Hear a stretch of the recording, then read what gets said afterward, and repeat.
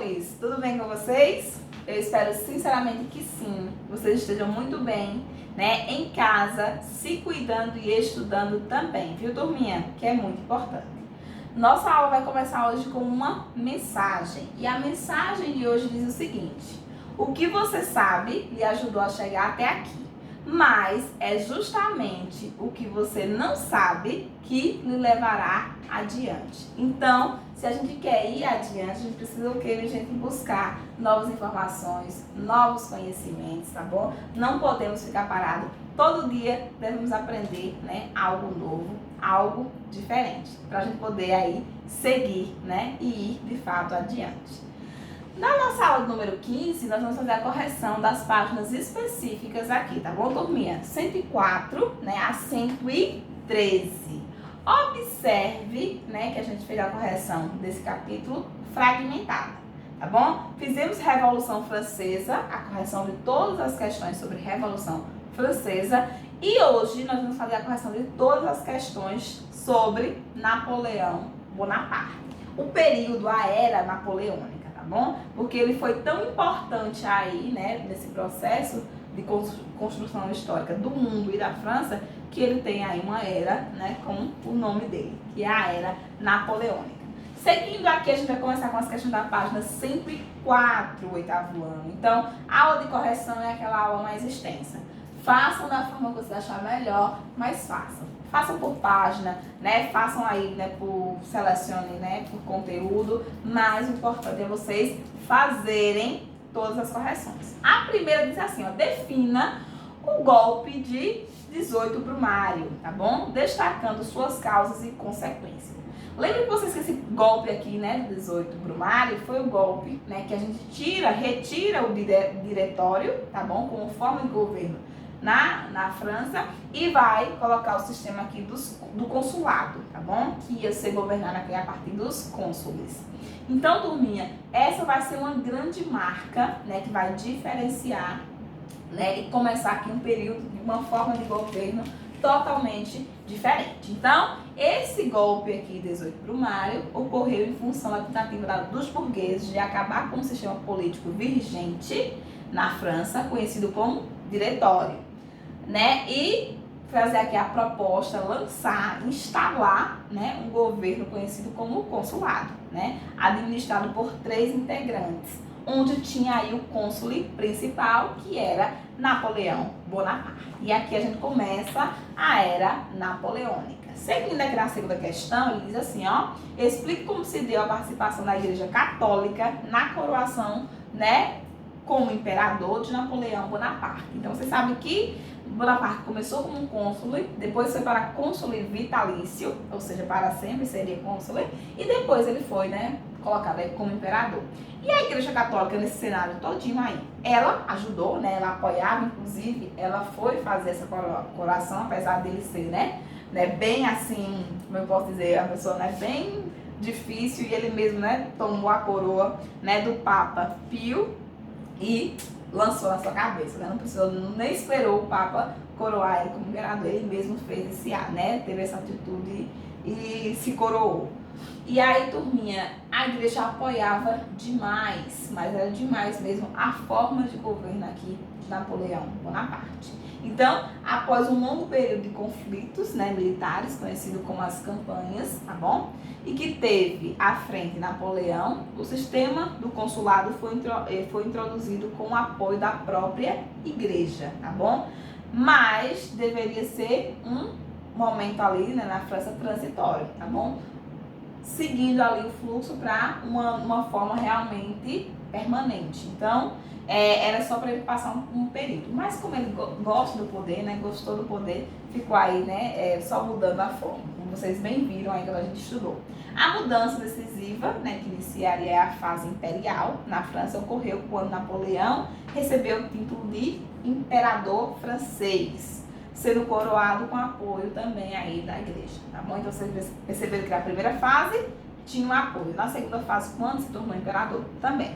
Então, seguindo aqui, gente, a gente vai para a questão 3, que diz assim, ó: explica o sistema do consulado, adotado após o 18 Brumário. Turminha, esse sistema era baseado na administração de 3 cônsules.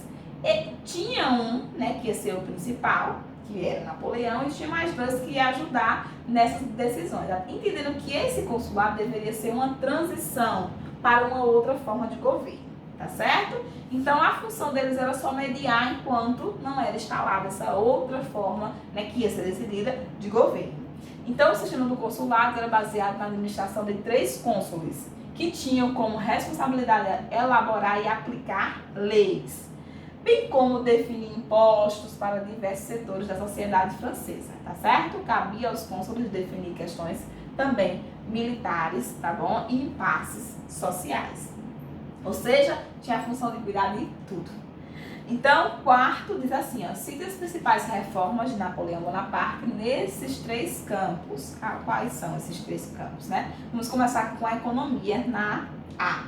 Então, o que foi que ele fez aqui de mudanças, né, nesse ponto aqui da economia? Implementou leis e reformas, né, que privilegiavam a burguesia, que era quem tinha colocado ele no poder. Mas, ao mesmo tempo, né, ele não era bobo nem nada, fazia o quê? Também lançavam leis que aclamavam, que ajudavam o povo, até porque ele queria permanecer. E ele só ia conseguir esse apoio se fizesse isso alisando os dois, né? Indo para os dois viés. Então, redistribuiu as terras, dando a posse dela à burguesia, estabeleceu tributos que possibilitavam a maior acúmulo de lucro aí para os burgueses, principalmente os comerciantes, realizou obras públicas que aí, né, agradou a população de modo geral, né, e também construção aí de estradas e barragens. Então melhorou também muito a questão da infraestrutura. Nesse momento aqui, gente, ele trabalhou demais, né, para a melhoria da infraestrutura na França, certo? Então por isso que ele foi, né, tão agraciado e o povo gostou tanto dele nesse primeiro momento. Seguindo aqui na educação, criou escolas públicas e gratuitas, né, em toda a França, né, ou seja, um ponto aí, né, que todo mundo aplaudiu. Para Napoleão, era importante que desde cedo a educação básica preparasse para o futuro militar, né? Então, essas escolas eram públicas, mas militares, tá bom? Para suas tropas. Assim, estabeleceu uma educação militar, objetivando formar novos soldados, tá bom? Instituir a formação continuada dos professores e escolas técnicas também aí, né?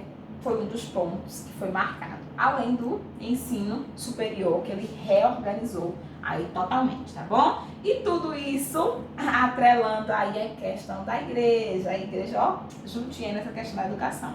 No quesito político e militar, tá bom? Então, na política e no militarismo, as ações de Napoleão foi sempre, né, pretendendo estabelecer o controle absoluto sobre tudo, inclusive essa questão política na França, os próximos passos, né? Mas buscando também aqui a questão do apoio da burguesia e também das classes mais pobres, que financiavam seus projetos, no caso a burguesia, tá bom? Seus projetos aí expansionistas pelo mundo.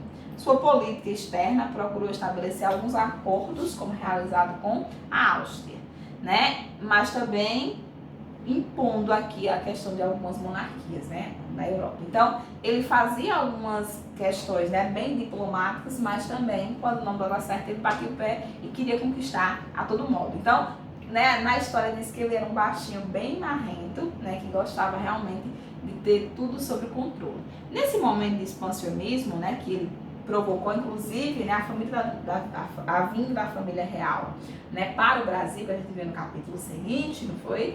Se deu a partir dessas ações de Napoleão. Então, ele influenciou toda a Europa no seu período ali à frente da França, né? Então, foi um momento aí da história que ele, né, faz modificações no território ali da Europa como um todo, não só na França. Seguindo aqui, nós vamos agora para a página 111, né? Continuamos aqui nesse processo de correção e ele diz assim, ó, Napoleão começou sua queda política na França com a derrota para a Rússia. Reflita e comente, né, essa afirmação. Então, gente, apesar do exército francês ser bem superior, ele não contava com a questão geográfica. Então, ele foi derrotado, na verdade, não foi nem pelo exército russo, né? Ele foi derrotado pelo frio extremo que dizimou seus soldados. Então ele não contava com esse detalhe aí do climático geográfico. E aí acabou realmente, né, sofrendo essa grande derrota para a Rússia. Então, após várias investidas e grandes vitórias de Napoleão, o confronto com a Rússia foi decisivo para a sua derrota. Não só pelo poderio militar russo, tá bom? Mas essencialmente por questão do inverno pesado, que levou à morte de mais de 500 mil soldados franceses. Então, ele perdeu ali, né, muito apoio militar e também a questão, né, de como ele era visto. Bom, minha gente, ele está nesse processo de expansão aí e ele não está mais fazendo, não está mais raciocinando como deveria no processo. E aí ele começou a perder também essa questão de apoio. Seguindo aqui, né, ele vai colocar na questão 2 o seguinte: quais foram os motivos e as consequências do bloqueio continental decretado por Napoleão? Aí eu vou fazer aquela perguntinha: o que foi o bloqueio continental? Vocês têm que saber, tá bom? É aquela coisinha que não pode esquecer. Então, bloqueio continental, ele disse o seguinte: como ele estava, né, se achando, mandando ali na Europa como um todo, ele disse o seguinte: nenhum país da Europa, tá bom, que tem relações com a França vai ter mais relações com, né, relações comerciais aqui com, né, a Inglaterra, o Reino Unido. Então, quem tiver, a gente vai entrar em confronto. Então, gente, esse bloqueio continental foi justamente o quê? Como a gente sabe que, né, o Reino Unido ali ele é uma ilhazinha, então ele disse o quê? Que essa parte continental da Europa não iam ter mais, né, relações comerciais com essa parte ali da ilha, que era o Reino Unido. Só que, minha gente, todo mundo, né, esse bloqueio continental saiu mais caro para as outras nações europeias do que para o próprio Reino Unido. Então, acabou que o pessoal não se manteve, né, e aí começava a romper, né, com a França ao invés do Reino Unido. Então, o bloqueio continental, decretado aqui, né, no ano de 1806, foi fruto da política, né, e da estratégia aí militar de Napoleão. E consistia em enviar, né, qualquer pessoa que tivesse relações ali com a Inglaterra, né? Aqui era cortar realmente relações. Então a França não teria mais relações com essa pessoa, relações comerciais com esses países que, né, não cortassem aí suas relações comerciais com a Inglaterra. E os reinos que estavam sob o seu domínio. E aí as consequências foram o acirramento das relações, né, entre os ingleses e os franceses, né, que culminou, né, com aqui a decretação pelos ingleses, né, aqui no ano de 1807, da questão do bloqueio marítimo, né, fazendo esse contra-ataque aqui à questão do bloqueio continental imposto por Napoleão. Gente, essa questão de confiscos e tudo mais, ele, né, ameaçava inclusive de invadir o território, fazer confiscos aqui pesados, né, fez com que Napoleão também perdesse muito apoio, né, dos países ali por conta dessas ações. Turminha, isso tudo porque a Inglaterra não se rendia às determinações que ele queria colocar. Seguindo aqui, gente, ele vai colocar na questão 3 o seguinte: cite os principais motivos que levaram à queda de Napoleão Bonaparte. E aqui, minha gente, foram vários, tá bom? Então, a gente vai começando aqui, né, foi o afastamento dele da classe burguesa. Quem colocou Napoleão no poder foi a classe burguesa. Ele começou a se afastar por a classe burguesa não concordar com essa questão do imperialismo, né, que Napoleão tinha, ou seja, de conquistar. Depois, né, falta de apoio também da população, não só da burguesia, mas também da população, que passava, né, por sérias dificuldades, inclusive beirando a fome, né, e a miséria. O fracasso do bloqueio continental também foi um dos pontos, né, que muitas nações aí não aceitaram essa imposição. Caso aí, né, a gente lembra em Portugal, com a questão de Espanha, Portugal e Rússia, né? As péssimas colheitas devido ao processo de seca, né, e inverno ali mais rígidos, que aumentava a questão da miséria do povo, né? A questão dos altos gastos, né, e financiamento nesse processo de aliança e de expansão. Tudo isso fez com que Napoleão, né, fosse acabasse aí um processo de queda, né? Entrasse nesse processo de não mais agradar todo mundo, né, com suas ações. Então, gente, eu marquei aqui, né, e a questão marca aqui alguns dos pontos, mas aí são vários, certo?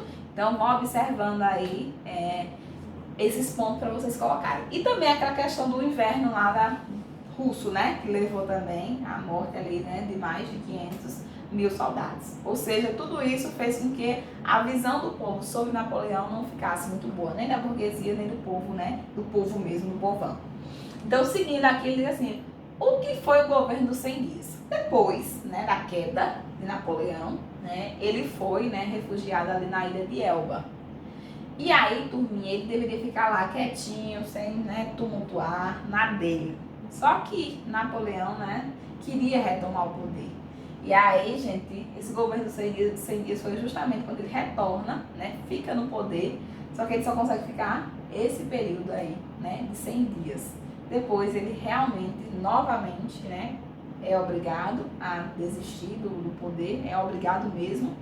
E aí ele é refugiado novamente em uma outra ilha. Então, após a derrota da Batalha de Le Plessis, tá bom? Napoleão foi deposto e exilado ali na ilha de Elba, tá bom? Não desistiu e organizou uma contraofensiva, atacando a coroa francesa, que estava ali sob o controle do rei Luís XVIII, tá certo? Recebeu apoio popular e também dos militares, até porque ele não tinha, né, militares, mas como ele foi um grande, né, comandante, ele conseguiu aqui o apoio militar. E aí essa investida teve sucesso inicial, garantindo que durasse aí 100 dias de governo na França. Então esse governo de 100 dias foi quando ele, né, retorna. E aí, contudo, né, os partidários ali monárquicos, tá bom? Com o apoio da Inglaterra, reorganizaram e retomaram o poder, né, novamente aqui. E aí ele foi, de fato, deposto e aí exilado de uma vez, né? Aí já não teve mais, não se ouviu mais falar de Napoleão, né? A partir aqui do ano de 1815. Tá certo, turminha? Seguindo aqui, ele vai colocar o que foi o Congresso de Viena, quais foram as suas principais medidas, né? A pergunta aqui da quinta. O Congresso de Viena foi uma reunião, tá bom? Organizada pelas nações, né? Após a renúncia, aí, né? Após Napoleão deixar o governo ali na França. Essa reunião ela acontece no ano de 1814, né? E durou 2 anos, essa conversa e essa discussão aqui nesse congresso. As nações visavam fazer o quê? Combater qualquer outro regime, né, tido como republicano e revolucionário, como tinha sido a da Revolução Francesa, né, que colocou inclusive Napoleão, né, depois aí, né, desse processo revolucionário no poder, né, o que ameaçasse a estrutura das monarquias, né, na Europa. Também pretendia evitar qualquer possibilidade de ideias liberais e revolucionárias. Então a função era justamente essa, manter a Europa como estava, tá bom? Não entrando mais nenhuma pessoa, nenhuma figura aí como a figura da Revolução, com as figuras aí, né, da Revolução Francesa. Na última questão aqui, ele coloca assim, ó, focando muito a questão, né, do período do fim aí de Napoleão. Ele avalia as consequências do fim do período napoleônico para a Europa. Então, ele coloca aqui como um dos pontos centrais essa questão aqui. Então, as consequências do fim do período foram a ascensão política e econômica da Inglaterra, tá bom? Que se tornou agora, né, toda, né, solitária ali liderando, né? Visto que a França se desgastou bastante esse processo. Se desgastou tanto na questão militar, como também na questão financeira, deixando o caminho aberto para os ingleses que fizeram a reafirmação do absolutismo monárquico, tá bom? Em nações, né, inclusive nações como Rússia, né, a Prússia, a Áustria, né, então dominando inclusive essas outras nações. Então, a Inglaterra se saiu aí, né, como um ponto central, se sobressaiu aí após esse fim do período Napoleão Bonaparte no poder, tá bem? Então, aqui o modelo, né, que eles queriam desde sempre, que era a monarquia saindo aí, né, absoluta no processo histórico. Então, essa vai ser a principal consequência para a Europa como um todo. Ok? Oitavo ano, então a gente finaliza aqui as nossas correções sobre aqui o período napoleônico, né? Já que a gente fragmentou aí em 2 momentos, né, a correção desse capítulo por conta dos conteúdos mesmo, tá bom? Então, finalizamos aqui, aproveitem a aula, fiquem com Deus e até o nosso próximo encontro, turminha.